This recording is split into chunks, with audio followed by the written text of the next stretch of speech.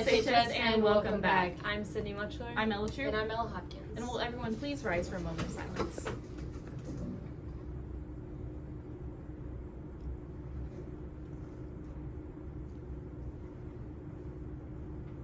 And now Sydney will lead us to the pledges. I pledge allegiance to the flag of the United States of America and to the republic for which it stands, one nation under God, indivisible, with liberty and justice for all. Honor the Texas flag. I pledge allegiance to thee, Texas, one state under God, one and indivisible.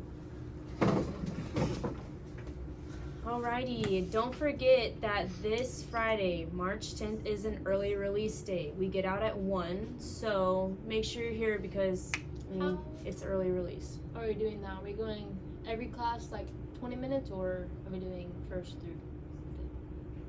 We'll have to talk wait about and that see. Wednesday. Alrighty. Also, weather will be outstanding for the next few days with highs and in the low 80s. So, good weather coming up. And looking forward to that good weather and to that half day. Spring break begins this Friday at 1 p.m. and we're doing a 2-part special spring break series featuring DPS and Brian Fishbeck and Texas Game Warden Kevin Mitchell, discussing MIPs, PIs, DUI, DWI, BWI, and all-around safety on the beach and general safety for spring break. Hello everyone, cutting into today's announcements to start off our series on spring break safety. Today I'm here with Sergeant Fishbeck. First of all, thank you so much for your time and doing this for us today. And spring break is notorious for being a very fun time, but it's also notorious for a time where teenagers and other people can get into a lot of trouble. So we want to make sure all of our students here at SHS are safe, and officers like Sergeant Fishbeck are here to help us with that. So I have a couple questions for you today. The first one I have is, what is the difference between a minor in possession, a DUI, and a DWI? Okay. Minor possession is if anybody under the age of 21 in their possession to be inside the vehicle or on their person an alcoholic beverage. Okay, you have to be 21 to have an alcoholic beverage. What was the other question? DUI? Yes, Okay. DUI. Any and detectable DWI. amount of alcohol in a minor's breath, all we have to do is smell it, is a DUI minor. That's a Class C misdemeanor. It differentiates between how many times you've been filed on for that offense, but it's a Class C misdemeanor, and up to $500 and fine, and license revocation. DWI is anything above a 0.08 blood alcohol concentration. Okay, so or the normal use of where you lose the normal use of your mental and physical capabilities. Okay. Okay. So any detection of alcohol of all, just want to emphasize this. Yes. A teenager or somebody under the age of 21 has the potential to lose their license plus a misdemeanor and a fine. Correct. Correct. Okay. Besides just the potential criminal consequences, what's even more important is our safety. So do you want to tell us a little bit more about the statistics involving alcohol and crashes? Sure. What I was able to do is pull up the statistics from 2021 because that's the latest that we're able to gather.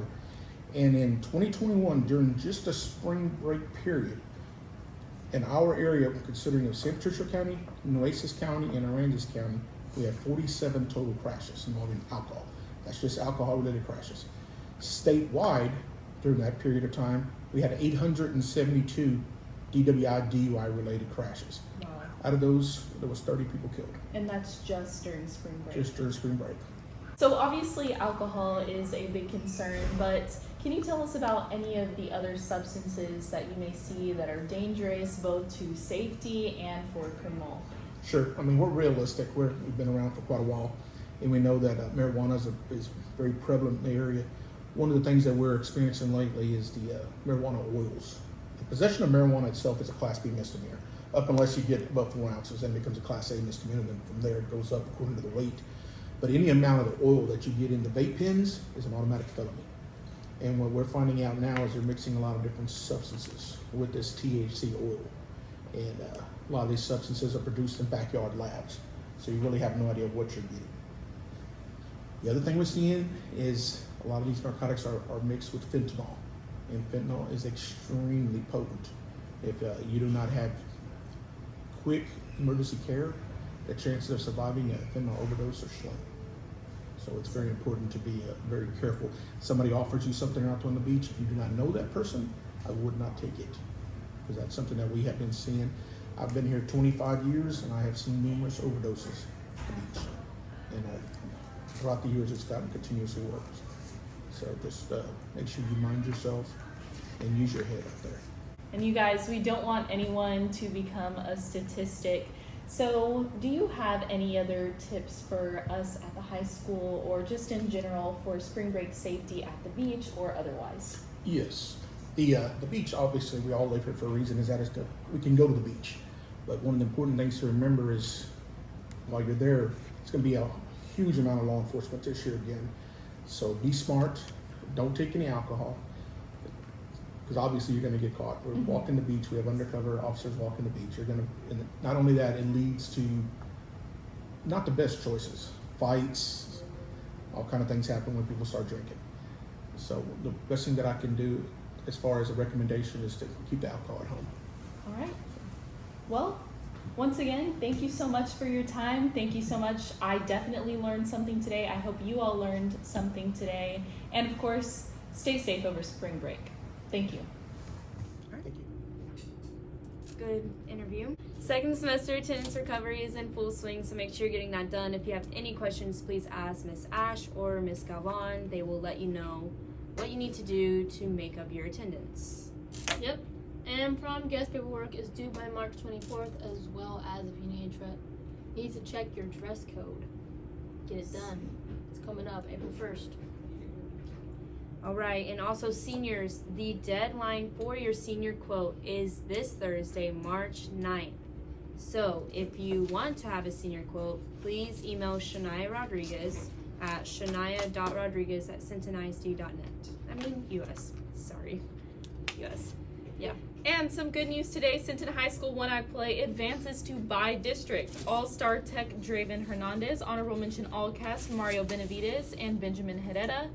District All-Star is Chris Anahosa and Belle Sanchez. Congrats to the entire cast and, of course, the director, Miss Stubblefield. Yep, and track competes Thursday and Friday at Rockport and Cabinets Field. And they will be running, throwing, and jumping. Good luck, everybody. Hopefully y'all do well. Yep. JV and varsity softball host Rockport on Tuesday and travel to West Oso on Friday. JV and freshman baseball do not have a game Tuesday while they host Taft on March 13th. Varsity baseball hosts Rockport Tuesday and travel to Dripping Springs to play in the Kinnatuck Memorial, March 9th through the 11th. So go support softball and baseball, and good luck to them. And Student Council is sponsoring a movie incentive on March 10th, which is the half day before spring break, which is this Friday. So if you want to watch a movie, go. And when we get back from spring break, we're looking forward to some Friday dress-up days each Friday for softball and baseball season. They are as follow. The first one will be that first Friday we would get back from spring break. Don't sleep on the Pirates Pajama Day. The 24th will be Sinton versus Everybody Superhero Day. The 31st will be Spell Out a Win Alphabet Day, which is dress as something as your first initial. So for example, me and Ella could dress like elephants. Yeah. And April 6th will be Team Up Against the Bears Jersey Day. The 14th will be Double the Wins Twin Day. And the 21st will be Maroon Out for the last home game. Yep. And with that, today's Women's History Month fact is about Florence Butt, the woman who started it all. The H-E-B grocery enterprise as we know it today began with her. After moving to Texas to support her family, she opened the original Butt Family Grocery Store in Kerrville, Texas, located in the Texas Hill Country. She began with $60 in 1905. Described as intelligent, refined, and generous, Florence was known for her warmth and outreach towards her community, who shopped and supported the family in return. Today, H-E-B and Central Market carry on Florence's legacy, guided by her principles, compassion, and care for people. Wow, what a great person. What a great woman. Today's trivia. That was kind of trivia, but we have more. Today's trivia, which is about Women's History Month, is how long has Women's History Month been around? When did it start? I know the answer. Do you know the answer? I also know the answer. Well, we all know the answer. Well, if you But didn't, you might not. So the answer to this trivia is 1987. As always, we'll end things off with the thought of the day. Today's thought of the day comes from Marcus Aurelius. The happiness of your life depends on the quality of your thoughts. You have to have positive thoughts, have positive outlooks on life, and then life will hopefully be positive. If you're constantly thinking negative thoughts, if you're constantly thinking that everyone's out to get you, then you're gonna believe it, and that's how you're gonna carry about your day, and you'll never see any good in the world if you're constantly looking for the bad. So with that, we hope you all have a great day, have great thoughts, and of course, go Pirates. Go Pirates! Go Pirates!